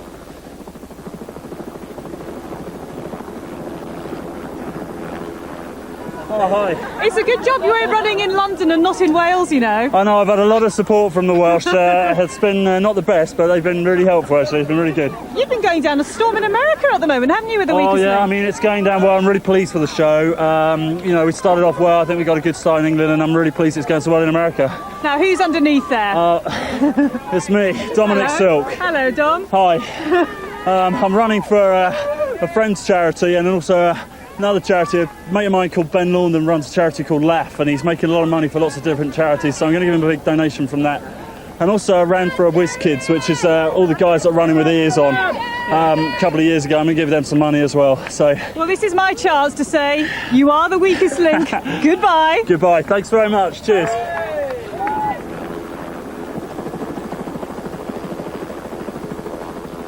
That's a phenomenal statistic. 4 hours of running, almost 10,000 people completed the 26-mile course. That's absolutely amazing, Brendan. It is amazing, actually, Paul, because in the first London Marathon 21 times ago, they had 6,000 finishes overall, and here we are after 4 hours, we've got 9,000 finishes, heading towards the record number of last year, which was 31,600, and in total they've had nearly 500,000 after today finishes in the London Marathon. 500,000 people all around the country know what it's like to experience the marathon. They don't all come back for more, but they do help us when they're here. They bring an awful lot of fun, they raise an awful lot of money for charity, and a lot of them achieve their own personal goals. And they've been now running just for over 4 hours in the mass marathon, and still the runners now stream. This will probably be the peak finishing time. 9,000 gone, 22,000 left to finish. That's an amazing statistic, and they're spread out over many, many miles, all the way back to Tower Bridge. Still a few in Canary Wharf, the Docklands area, which has developed so much over the years and become a huge part of this marathon in its own right.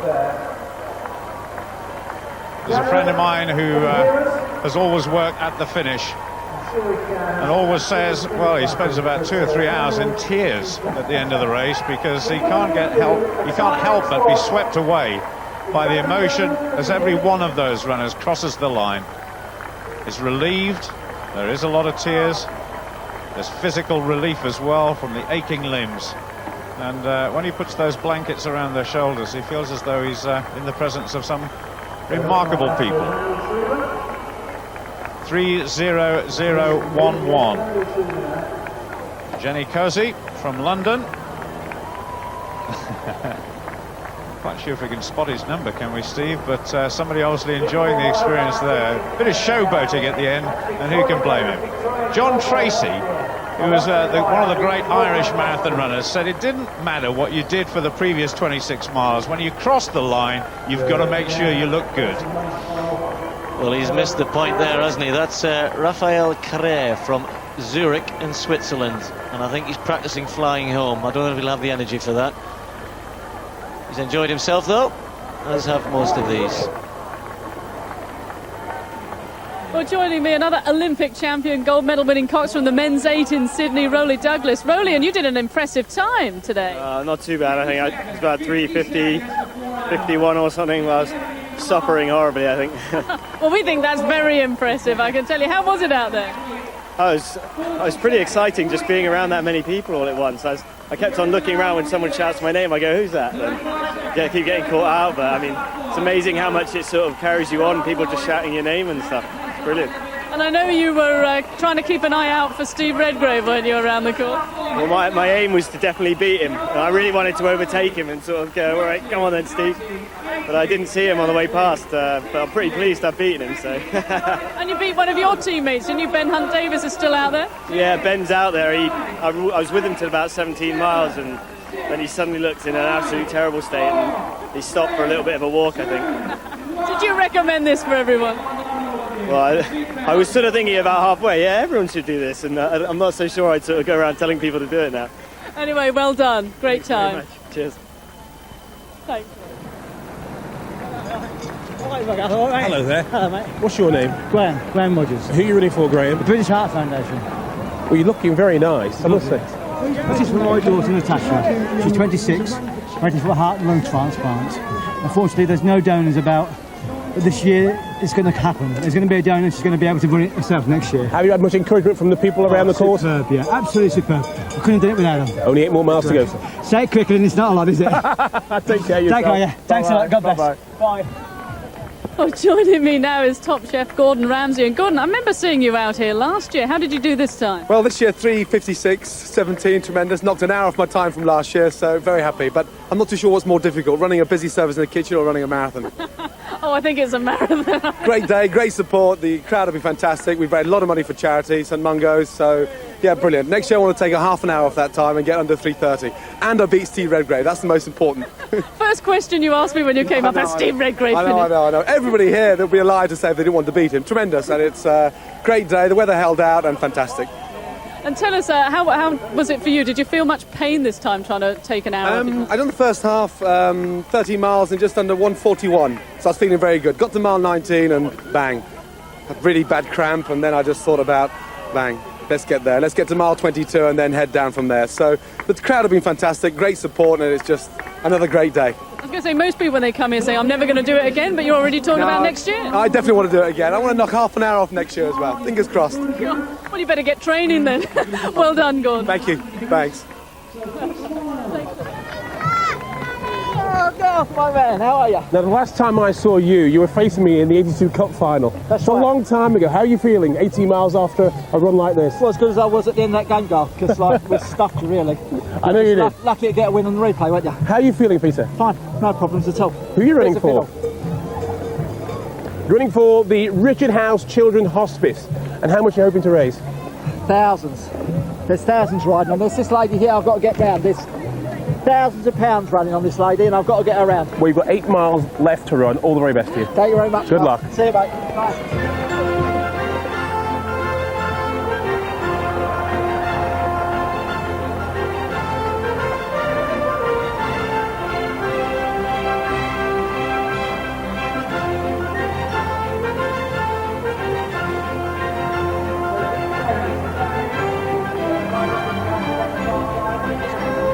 Well, Joyce Smith was the first woman winner, and she got a £100 watch.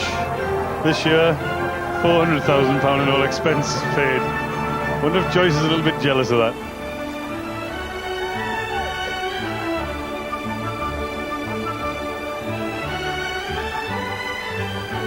$32,000 starters, probably just about 30,000 finishers.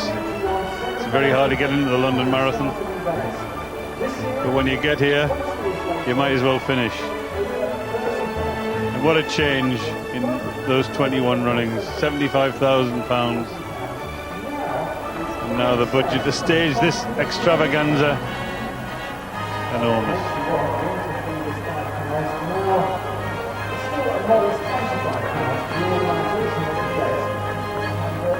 Well, in 1981 we did the broadcast. It wasn't even live.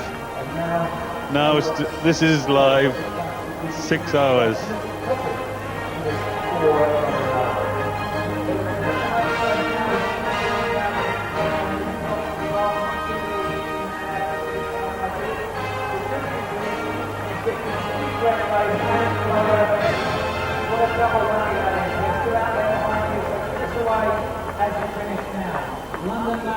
Well, joining me, former Blue Peter presenter Peter Duncan, and we had a chat just before the start, and you were sort of looking forward to it, so how was it? It was all right. I was 18 seconds out. Oh. 18 seconds, so it was good. It's just fantastic today. It was Everything, I mean, the weather, the crowds, it all came together. Yeah, I'm not as old as I thought I was. I'll be back in 2011, I think.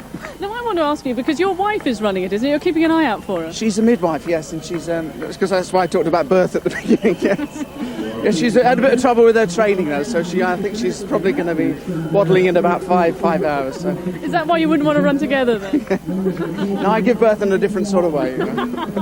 Yes, because at the start you were mentioning that this feels about as painful, or that's what you think. But I think it's the nearest men could get to having a baby, really, yeah, without drugs, that is.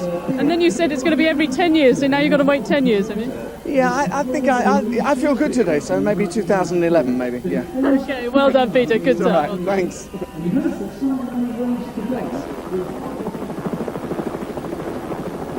Well done then to Peter Duncan as we look back down the river to the Tower of London and Tower Bridge. Hopefully everybody's across Tower Bridge by now, certainly.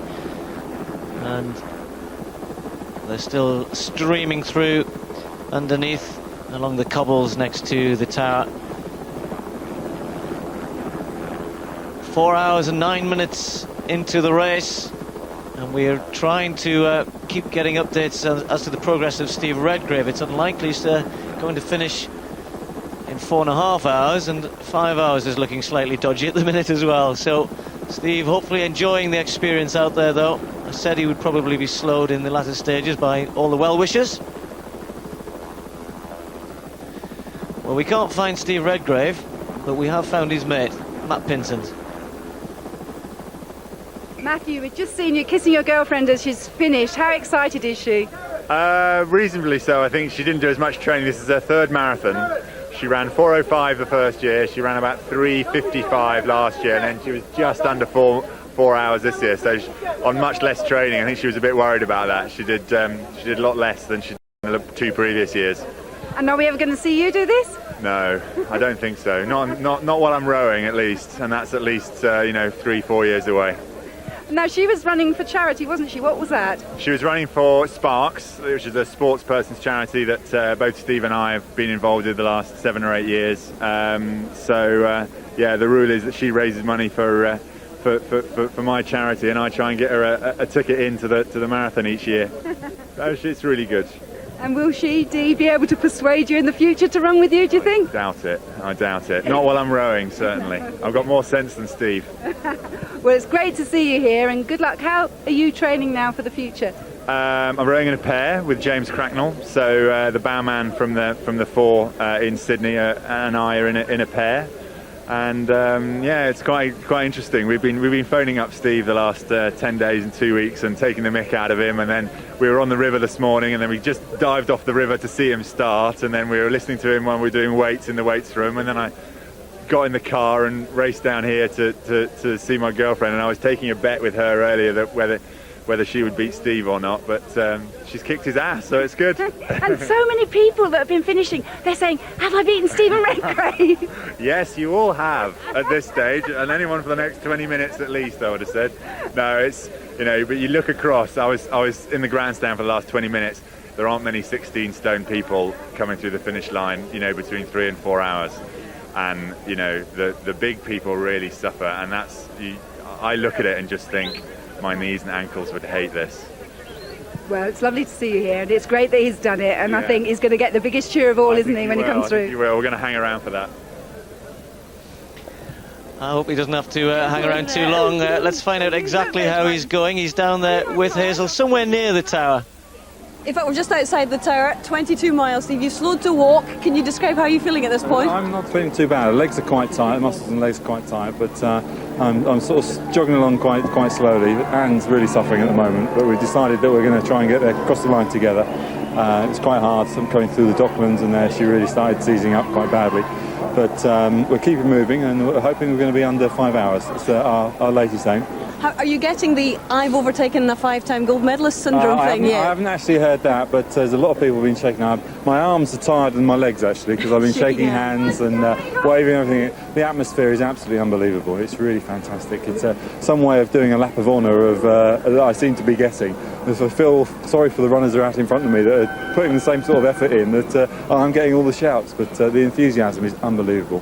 Just finally, can you compare the final stages of a race that you're used to the final stages of a marathon? I don't even think this is the final stages yet. We've still got 4 miles or 3.5 miles to go, but no, it's pretty confident we're going to get there, but if it was a rowing race, it wouldn't even be starting it yet. It's only 2,000 metres, which is a mile and a quarter, so I'm still on my warm-up bit for the last 2K. At least you can see where you're going in this race. Well, I'm glad to hear that the two of you are going to finish together. Keep it up. Excellent. I'll go and catch her up now. Yeah, you better do. Okay. Thanks. Bye.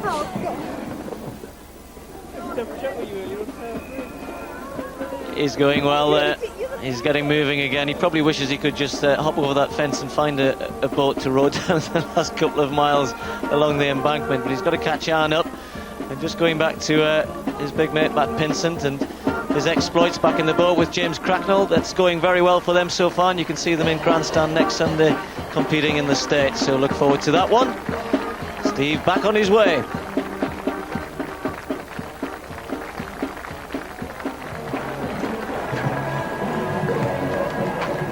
Hey, fantastic. Whoa. This is fantastic. How are you all feeling after 18 miles? Pretty some are fresher than others. I bet they are. Now, you're obviously raising money. Who for? MS, multiple sclerosis. And how much money are you hoping to raise? Over £10,000 we hope to by the end of this. What's a magnificent effort. Tell me about the atmosphere. It's brilliant. It's absolutely brilliant. You've been made to feel very welcome. Absolutely. Lots of people shouting. Well, the finish line's that way. Thank you very much. 8 miles to go. Okay, thank you.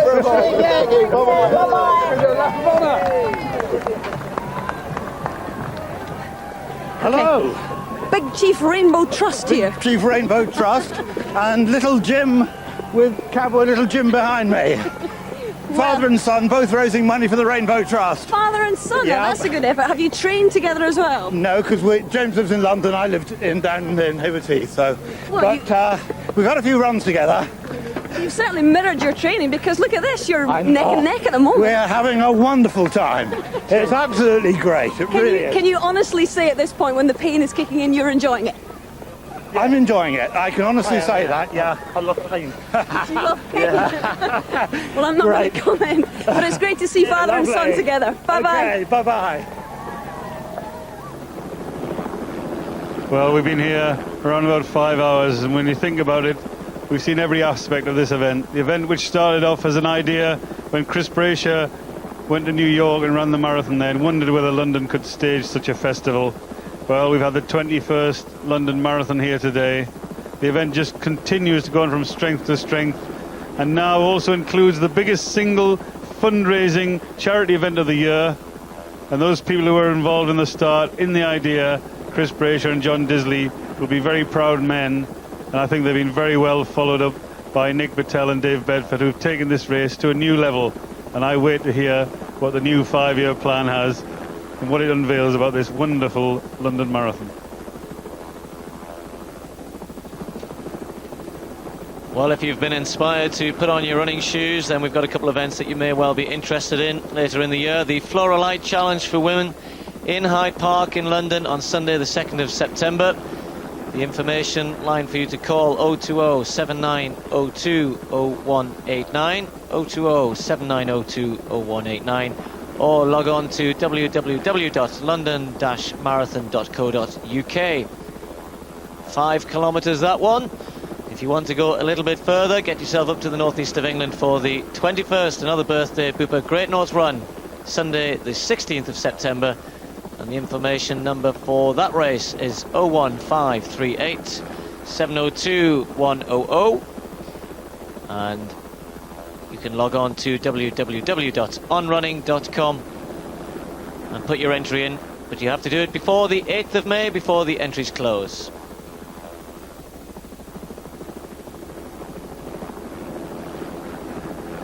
Well, alongside Big Ben, going down the embankment, some weary legs, but still lots of people out on the streets cheering them on, giving them the encouragement that they need to just complete these last 2-3 miles, but they'll keep finishing for, well, probably another 2-3 hours yet.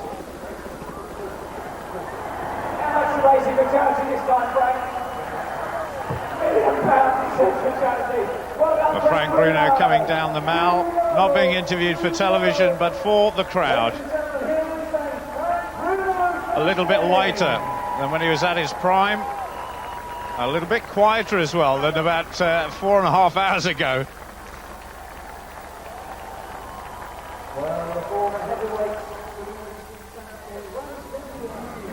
The River Thames, not exactly busy at this time of day, but still resplendent.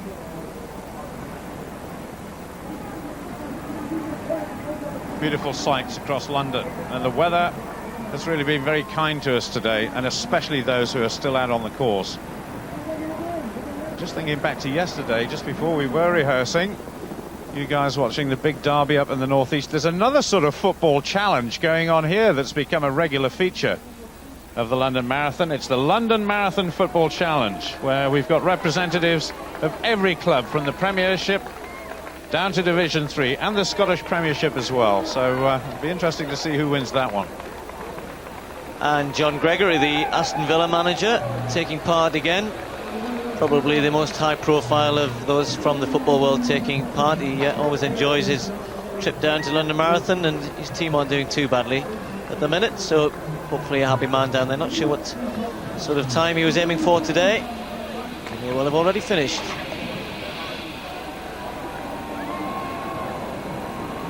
I recognise this person, Elvis, but you tell me you haven't raced here before. No, this is the first time for Elvis. It's gone not too bad, just over 4 hours.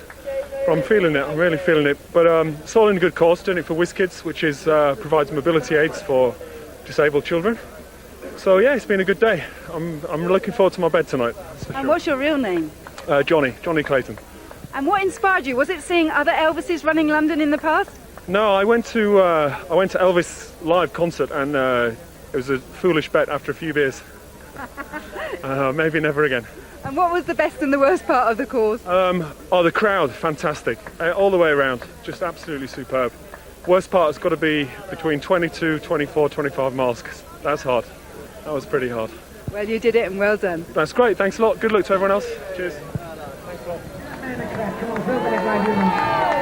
Excuse me, I've seen some costumes in my time of doing the London Marathon, but nothing quite like this. How are you coping after 18 miles? I'm doing fine. This is a genuine mobile phone. Is it really? A genuine mobile phone. Now, third generation. Now, you're obviously raising money for the Samaritans. How much do you hope to raise? I hope to raise about £1,500. And you've got 8 more miles to do. Do you think you're going to make it? I'm going to make it, no problem. Wish you all the very best. Thank you very much, Garth. My pleasure. Cheers.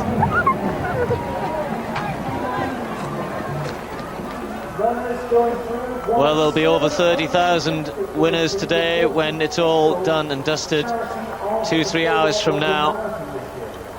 We've brought you, we hope, the best of what has been another marvellous Flora London Marathon. On its 21st birthday, it really has shown itself off to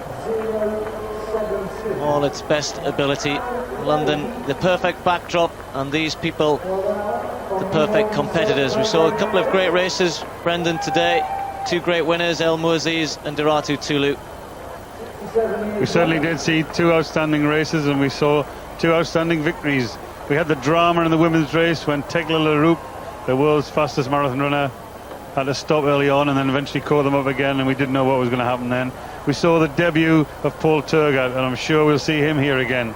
We've seen the fun side of the marathon, we've seen the fundraising side of the marathon, and we're still waiting for Steve Redgrave. And again, Paul Tanni Gray-Thompson proving what a great performer she is. London Marathon, a favourite place for her to come and show us her prowess. Well, it doesn't matter whether Tanni races on an all-weather track over 100 metres or a full marathon course over 26 miles. Almost unbeatable. But on this occasion, she was watched with us here in the studio by her husband, Ian Thompson. And what a challenge they've laid down for each other. Tanni wants to beat her husband over the marathon course before she retires. Tanni Gray-Thompson today, a champion in London for the 5th time. Well, they're still coming through the mile as Queen Victoria serenely looks down on the scene. Well, we're hoping that Steve Redgrave, Brendan was mentioning, will continue on his merry way. They've probably got, what, about 3 miles to go. We're hoping that later on we'll be able to see Steve Redgrave, or at least show you Steve Redgrave finishing when he does in Sunday Grandstand. Good luck to him, and I hope that he enjoys his experience, as we hope many of those out there today will have done. There'll be one or two who say never again, but most of them after a day or two, Brendan, usually think that was a marvellous experience. I'd like to be back next year.